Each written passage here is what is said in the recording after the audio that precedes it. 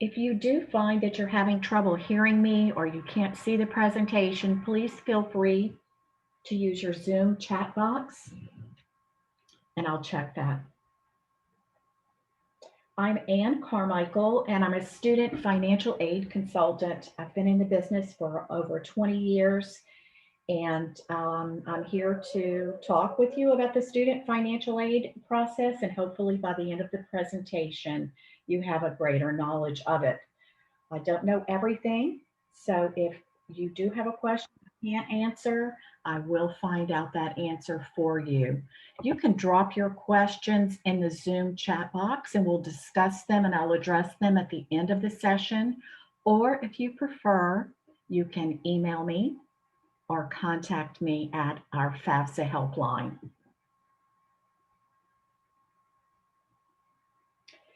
As I'm sure Ms. Simon has already told you, the Louisiana Department of Education is asking that the class of 2021 submit the free application for federal student aid as a requirement for graduation. And the purpose of this is to ensure that your money is ready and waiting for you when you do begin college, hopefully this fall. Now, because college can be pricey, you need to start preparing for the costs of a post-secondary education. These include equipment, books, and supplies, such as textbooks, notebooks, computer if you need one. Personal expenses like your phone bill, if you're living away from home, your laundry, fuel for your car, and any food purchases outside of your meal plan.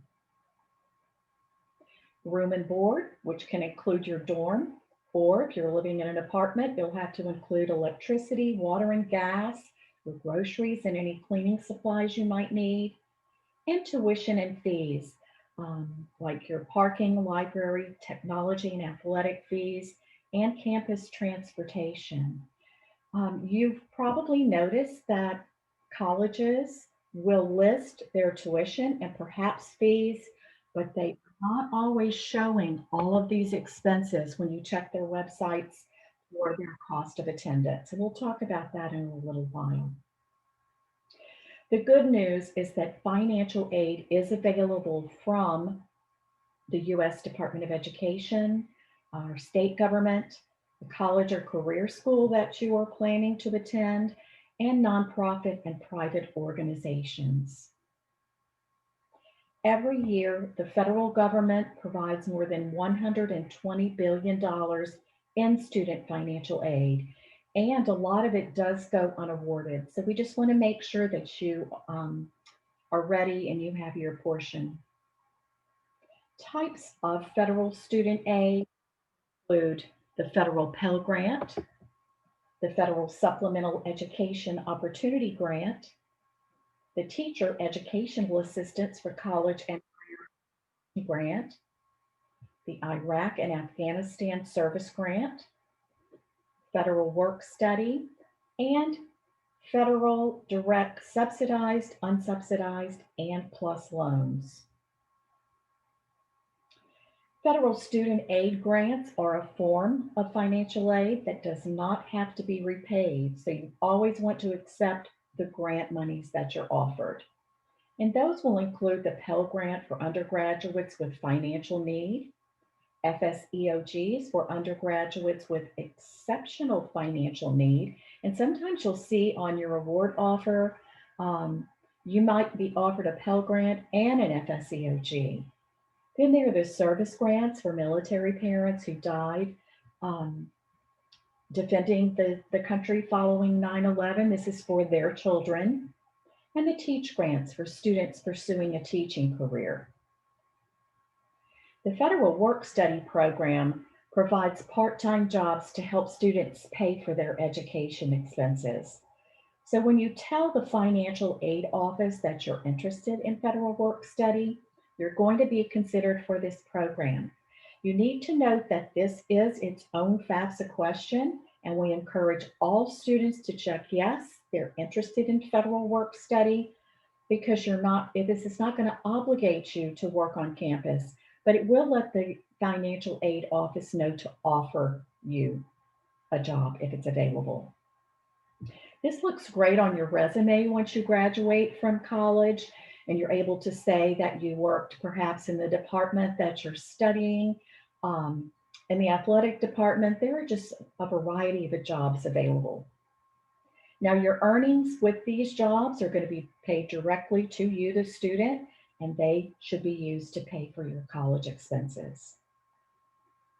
Direct subsidized loans are based on financial need, and no interest is going to be charged on this type of loan until you graduate or cease to attend. So you're basically getting an interest-free loan for 4 years while you're in school, but these are financial need based.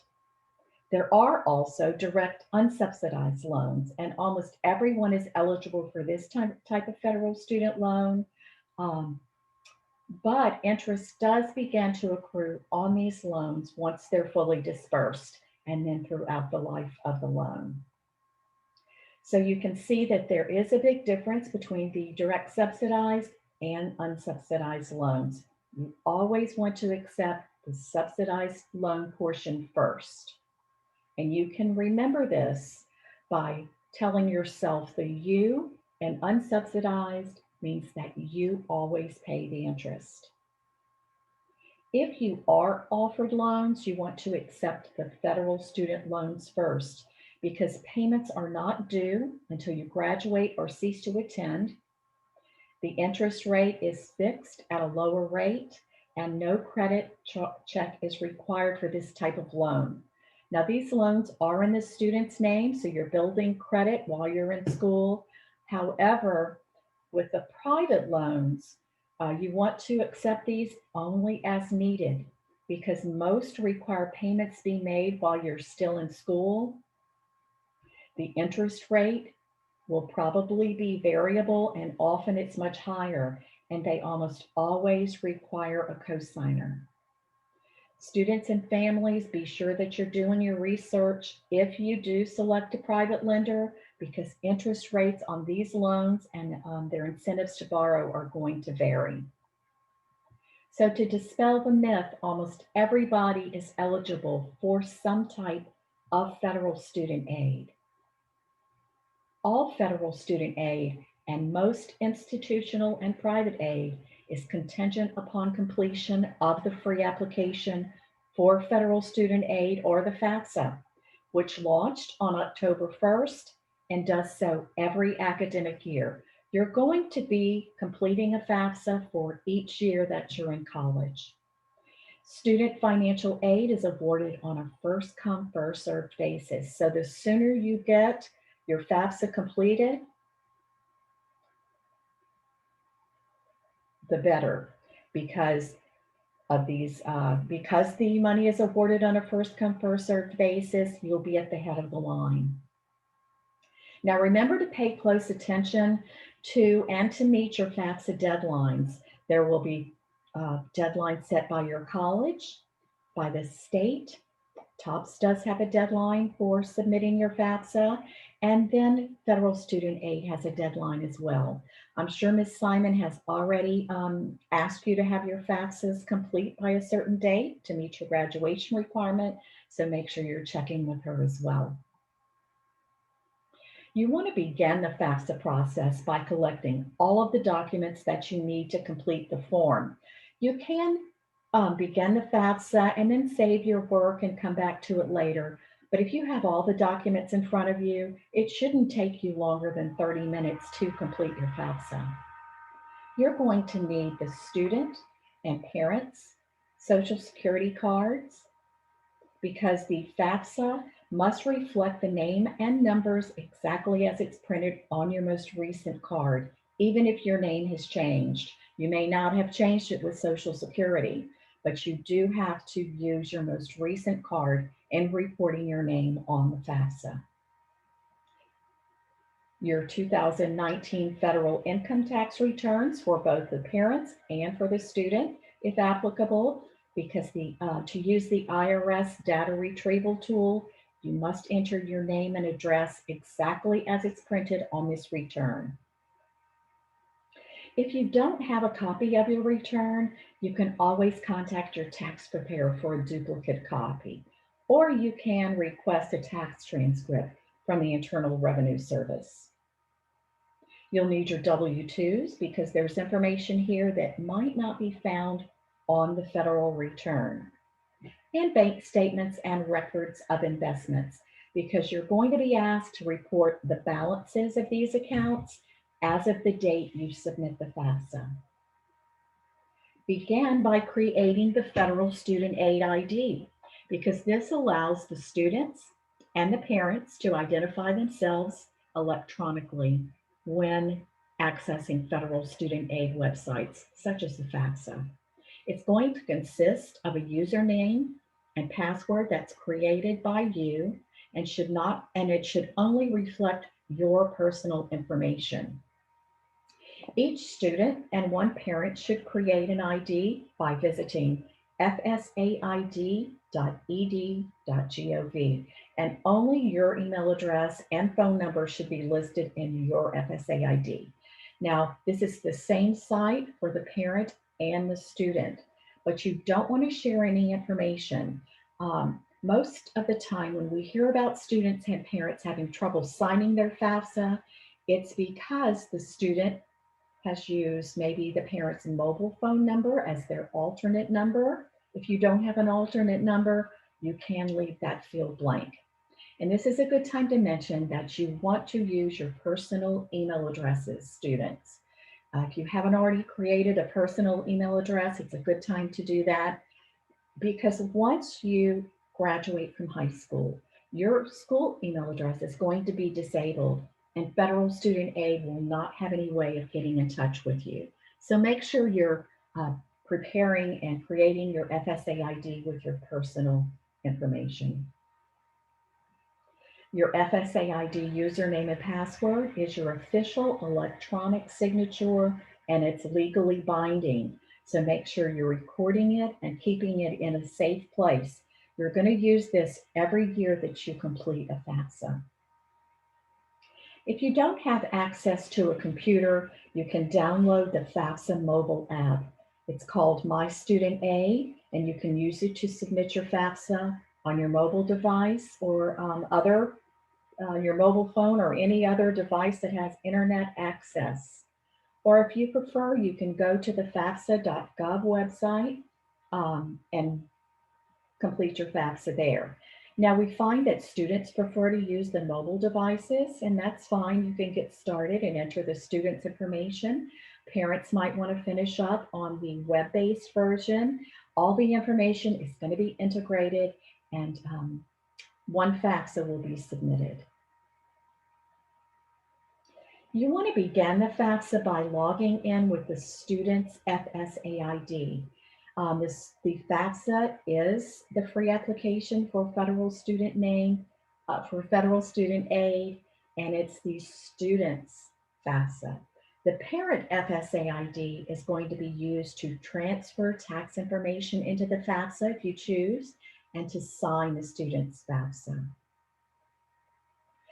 The high school class of 2021 should complete the 2021-2022 FAFSA because that's the academic year that you're applying for financial aid. Now, if you're planning to attend college this academic year, you'll have to complete the 2020-2021 FAFSA as well. But just make sure that to meet your graduation requirement, you are completing the 21-22 FAFSA. That's a lot to say. There are 8 sections that should be completed before submitting your FAFSA. The student demographics, where you'll be asked as the student to provide your social security number, your name, birth date, your email address and physical address, your residency status and your gender. In the school selection section, where you're going to report the name of your high school, the colleges that you would like your FAFSA data to be sent to, and your housing plans on each of those campuses. In the dependency status section, you'll be asked to consider 10 questions which will determine whether you're an independent student or a dependent student in the eyes of federal student aid and for FAFSA purposes. You'll be asked the number of dependents in the student's household and the parent's education. A lot of parents aren't sure why they're being asked what their education level was, but it's important to note that there is additional financial aid available on some campuses for first generation college students. So be sure you are answering that correctly. Then we're going to move into the parent demographic section. And this is where parents will be asked to report their social security numbers, their names, how long they've lived in Louisiana, their marital status, and of course, their email address. The parent financials and student financials will look just the same, but they will be asking each of you your information on your working wages, any federal benefits that you might have received, and savings and investment balances. Now, when you're moving through this, the FAFSA itself, look up in the top left-hand corner and you'll see it will state whether they're asking for student information or parent information. Just check each time you move to the next section. And then it's almost time to sign and submit. This is where your FSA IDs are going to come into play. And lastly, once you press submit, you're going to see the confirmation page. Now, as you move through the FAFSA, if you have questions about the question, you can look over to the right-hand side and you'll see a question mark within a dark blue circle, and you can check here for a more detailed description of the question itself. You can select the hyperlinks that are provided within the FAFSA. You can request a FAFSA online chat with federal student aid, or you can call Leela's FAFSA help. For this session, I'm going to cover the most commonly asked FAFSA questions, but if you have one that I don't address tonight, either drop it in the chat box or give me a call at the FAFSA helpline, or you can email me directly as well. The citizenship requirement. It's important to note that the student must be a citizen or an eligible non-citizen to complete a FAFSA. But if his parents are neither, the student can still submit their FAFSA. They'll just use zeros any place that a social security number is asked for. Young men between the ages of 18 and 26 must register with Selective Service to be eligible for federal benefits. And because grants, work study, and student loans administered by federal student aid are considered federal benefits, you must be registered.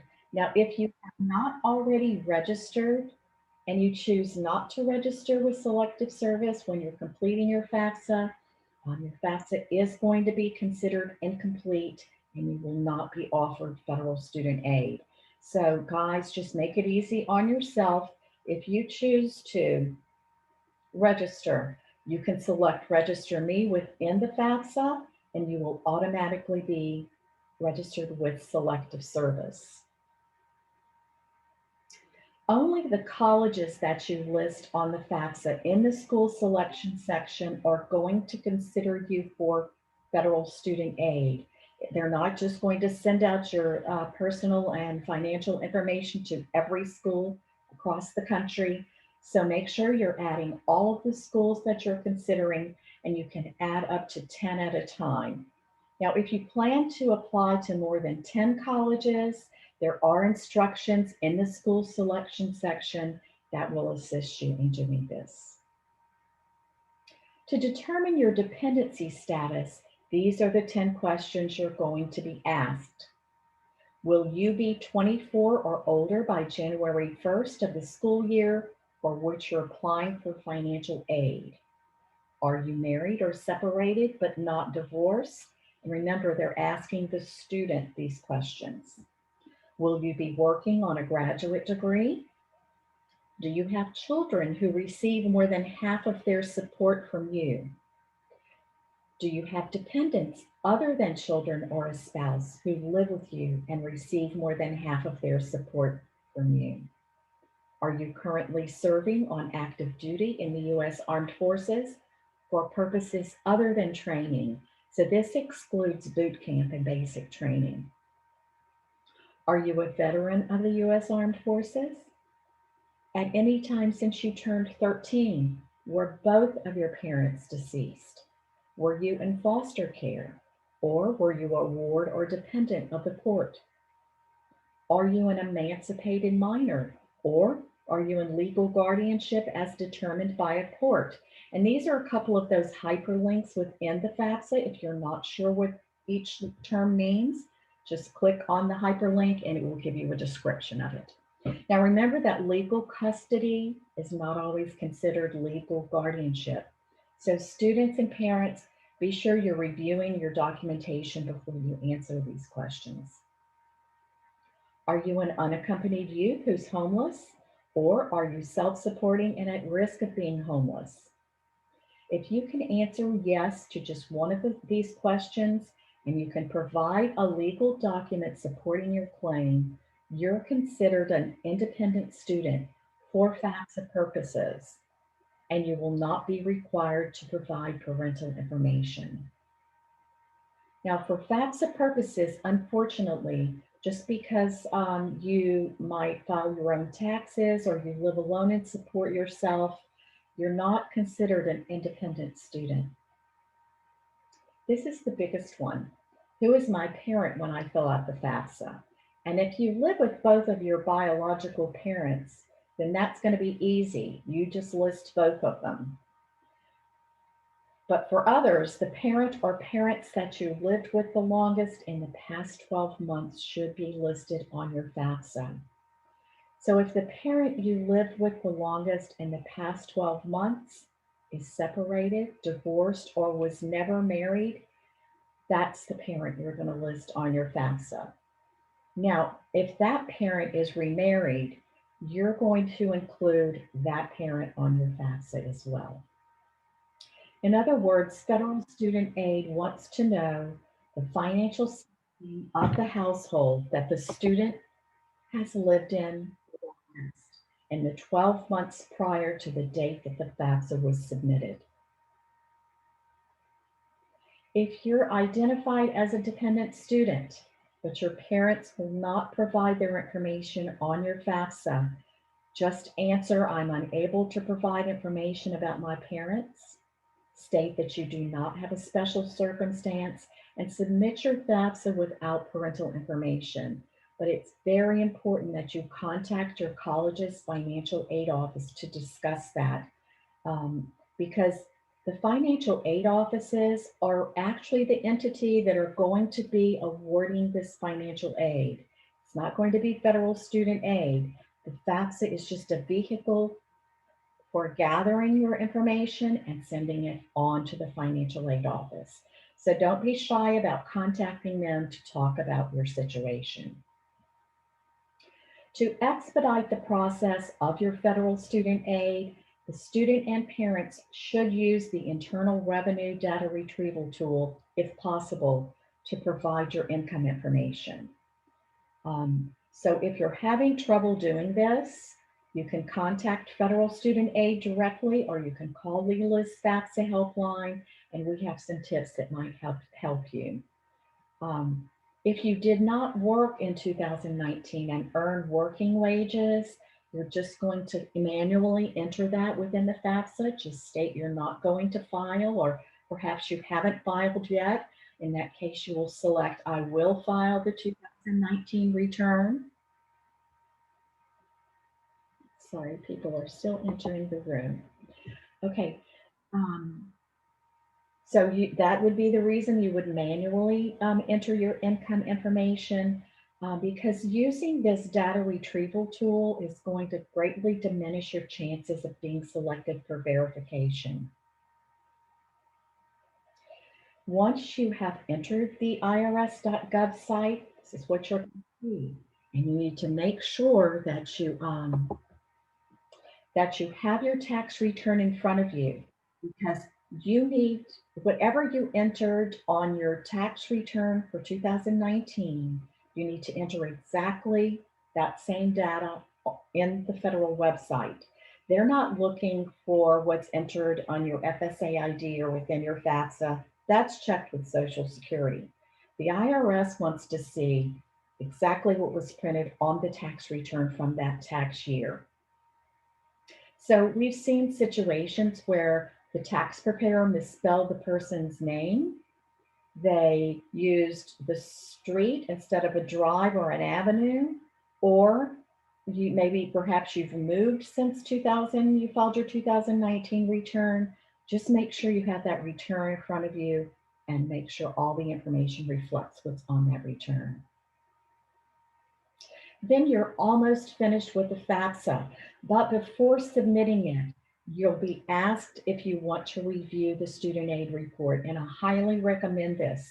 Now, this is going to show every question you were asked on the FAFSA and your answers to those questions. And a review of this report is going to ensure that financial aid receives accurate information so that they can process your FAFSA timely. The student and one parent should sign the FAFSA with their FSA IDs.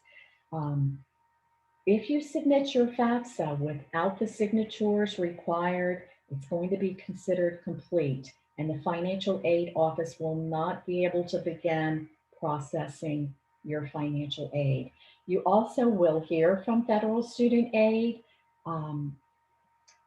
telling you that your FAFSA is incomplete. You'll have to log back in, go ahead and make your FAFSA corrections and sign your FAFSA and resubmit it. Once you do submit, you're going to see this FAFSA confirmation page pop up. This is the only time you're going to get all of this detailed information. Now, an email will be sent to the students.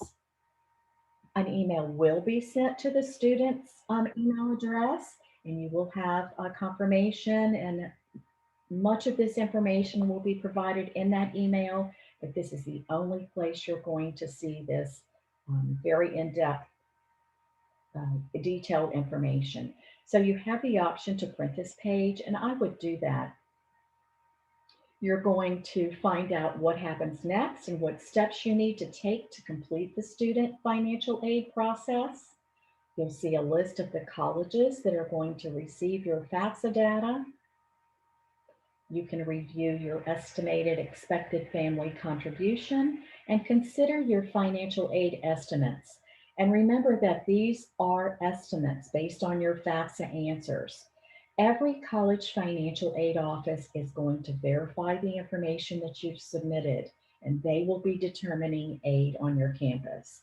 You will be hearing directly from them about your financial aid office. You will not hear that information from federal student aid. Once your FAFSA is fully processed, then it is shared with your colleges. At that time, each financial aid office will begin to identify any aid on their campus that you might be eligible to receive. Now, if your family's financial situation has changed since 2019, you'll want to contact the financial aid office because they have the ability to adjust what you saw on your FAFSA confirmation page as estimates, and they can use their own professional judgment to override those estimates. Your net price is going to be determined by their offices by subtracting any grants and scholarships that they can offer you from your cost of attendance, and that will be your net price. You can either pay that difference in cash or accept student loans to pay that balance. Your student financial aid offer should reflect their college's cost of attendance and any grants, scholarship, work study, and student loans that you've been offered. So be sure you're reading this carefully and respond to any requests so that they can process your aid. Now remember, you're going to receive a separate financial aid offer from each of the schools that you've listed on your FAFSA. And most colleges are going to wait until you have completed the admissions process before they contact you with a student aid offer. So make sure you're completing your admissions applications and requirements as well. Accept your financial aid in this order: scholarships and grants, because this is gift aid that does not have to be repaid. Federal work study, because it's earned money, you've already worked for it, so you don't have to pay that back. And then your loans. This is borrowed money that must be repaid with interest. So this is something you're trying to avoid. The student financial aid process is explained in detail in Leela's FAFSA completion guide and workbook for the class of 2021. And it's free for Louisiana high school seniors. So if you haven't already received this from your counselor, you can shoot me an email at carmichael@leela.org. And I'll also include Leela's senior checklist to help you stay on track this year. Scholarships we haven't talked about. This is gift aid that does not have to be repaid, and there are thousands of them offered by schools and employers, nonprofits, community organizations, religious, social, and professional groups. Some are merit-based, which are awarded on academic achievement or a combination of maybe a special talent, trait, or an interest that you have. And other scholarships are based on financial need. A scholarship might cover your entire cost of tuition, or it could be a one-time award for a few $100s, but either way, it's worth applying for because it's going to help reduce the cost of your tuition and your education. You can learn more about these from your counselor in your high school counselor's office, or contact your financial aid office at the colleges that you're considering. They're a good resource for scholarship dollars. They see a lot of them coming in through their offices. This year, Leela offers 2 scholarship opportunities. High school seniors can apply for a $1,000 FAFSA completion scholarship. They can do so at leela.org, find out the details there, and also grab that scholarship application. And for those of you who have older siblings, we have a Choose Louisiana scholarship for those attending a college in Louisiana. For students or parents who do need additional help paying for college, after you accept all your scholarships, grants, federal and state dollars, Leela has a nonprofit education loan program, and you can find out about it at leelachoice.org. Now, your questions are always welcomed, and now is the time to ask them. Use your Zoom chat box, and I will check that and answer in the time we have remaining.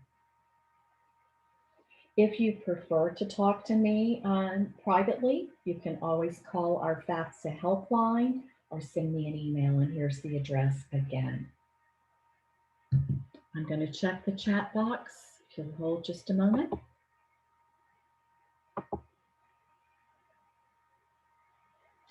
Oh, somebody wants to see the senior checklist. Let me go back to that. She wants to have a screenshot of it, but you're always welcome to, if you'd like for me to send it on to you, I'll be happy to do that as well if you send me an email. Oops. There it is. That is my only chat at this time. So if you want to make a note to check our YouTube channel, it's called Ask Leela. I'm going to be posting this presentation. There are some other financial aid tips there as well, if you want to check us out there. But I do hope that you will use this information, that you will contact us if you need help or call Federal Student Aid, that you'll get your FAFSA submitted timely, and then enter our $1,000 FAFSA completion scholarship drawing. Here's another message. Okay. Do we apply for TOPS or do we get contacted if we qualify? And that's a good question. And I'm going to encourage you to go to the TOPS website um, or contact TOPS directly for all of your TOPS questions. Um, and you can contact them at 800-259-5626.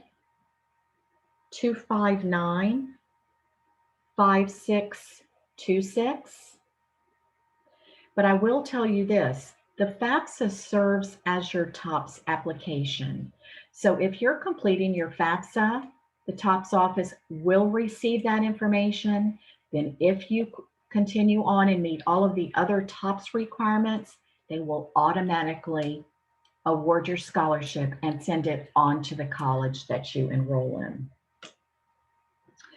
Okay, here's another question. Because I'm a senior citizen, I do not file taxes. What do I do? If you are you the parent? If you are a parent and you do not file taxes, then you will simply state in the parent section of the FAFSA that you are not going to file and did not file a return in 2019. Now, once you do state that, they're going to say that's fine, but did you earn any money in 2019? And if you didn't have any working wages, then you'll just enter 0 in those income fields.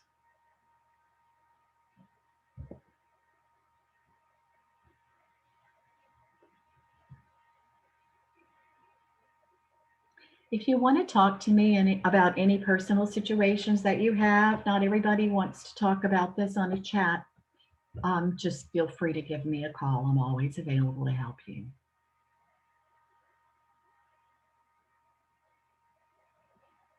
Oh, thank you. I'm very happy to be here tonight. Thanks again for having me.